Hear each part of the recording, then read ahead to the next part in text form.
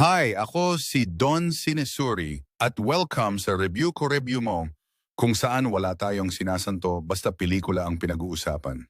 Ngayong episode, horror showdown tayo. Tatalakayin natin ang Lilim ni Mikhael Red at Untold na pinagbibidahan ni Jodi Sta. Hindi ito comparison per se, pero tingnan natin kung alin ang mas may silbi sa panonood mo o sa pagpuyat mo. Bukas ng kaapat na serye. Let's start with Lilim, the highly anticipated horror film from Mikhael Red.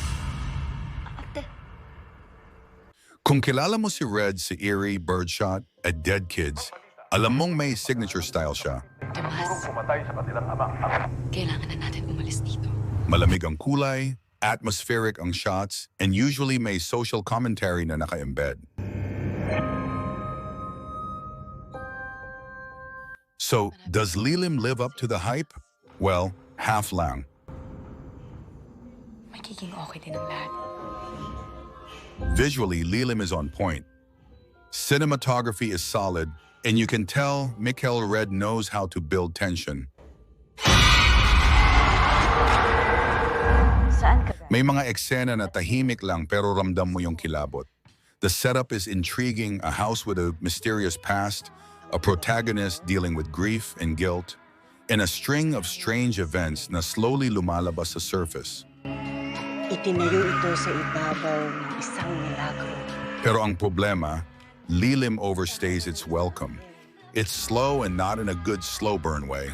Some scenes drag, some characters feel underwritten, and by the time the big twist comes, you're either 2 steps ahead or already checked out.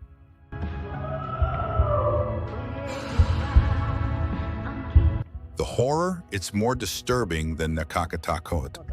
Think psychological unease instead of jump scare heavy terror.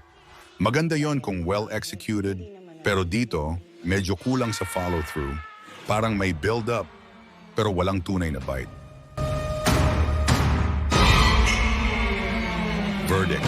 Mikhael Red is still one of the most promising directors we have, pero Lilim feels like a beautiful painting na kulang sa emosyon. May form, pero kulang sa soul. It's not bad, but it's not terrifying either. Bukas ng kaapat na serye. Anda ng lahat.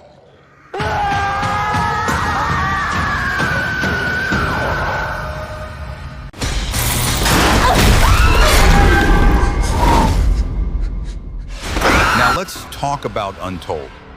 Marketed as a psychological horror with supernatural undertones, this one had promise. Ngayon sa Caloocan City kung saan may isang hostage-taking drama na nagaganap. Jodi Sta Maria plays the lead, and let's be real, she carries this whole movie on her back. Isipin mo ang sarili mo, ang pangarap mo, yung pag-reporting mo. Performance-wise, she delivers. Kahit gaano pa ka-clunky yung script sa ilang eksena, nadadala ni Jodi sa mata niya. Sweetheart. Palagi kang binabangungot, hindi ba? There's grief, fear, and desperation, all believable. But Untold suffers from something deeper, identity crisis. Hindi niya alam kung gusto ba niyang maging horror, drama, or emotional thriller. Nakita na ako ng multo. The pacing is erratic. May first act na emotionally grounded, followed by a second act na biglang nagiging paranormal activity light. Paano nasa utak mo lang yung lahat? Ginagawa ko Then may third act twist na parang inihabol sa huling draft ng script para lang magmukhang mind-blowing. And let's not even talk about the editing. Some scenes cut off too abruptly, others overstay. Yung supposed scare scenes, they feel formulaic. We've seen them before. Verdict. Untold had the potential to be a deep dive into trauma and guilt, pero nabalot siya ng cliches and jumpy execution.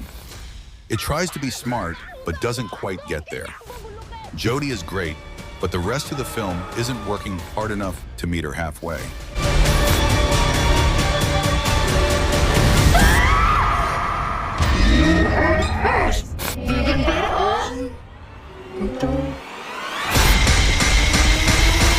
So Alin ang mas nakakatakot. Honestly, neither will give you nightmares for weeks. But if we're talking about which one leaves a stronger psychological impact, Lilim edges out Untold. Even if Lilim is a bit cold and detached, it has better atmosphere and direction. Untold, despite its emotional core, gets lost in its own storytelling, what they can learn from each other. Lilim could use more emotional accessibility. Not everything has to be cryptic or symbolic. Sometimes clarity makes fear hit harder. Untold could learn from Lilim's restraint and mood building. Horror doesn't always need to shout. Sometimes silence is scarier. Final thought. Both films have their strengths, but they feel like two sides of the same flawed coin. One too polished for its own good, Lilim. The other too messy to land its punches, Untold. Neither is a total failure, pero neither is great either. Watch Lilim for the mood and Untold for Jodi. Then decide for yourself kung alin ang mas nambulabog sa tulog mo. So ayan, mga ka-rebyura, kung naghahanap kayo ng horror na talagang tatama sa gabi nyo, maybe look somewhere else for now. Pero kung fan ka ni Mikhael Red or ni Jodi Sta, Maria, baka may mapulot ka pa rin. Ako si Don Sine Suri at dito sa RebyuKoRebyuMo, review ko muna. Ikaw naman, like, share at mag-subscribe kung trip nyo ng ganitong brutal pero honest takes. Salamat at ingat palagi.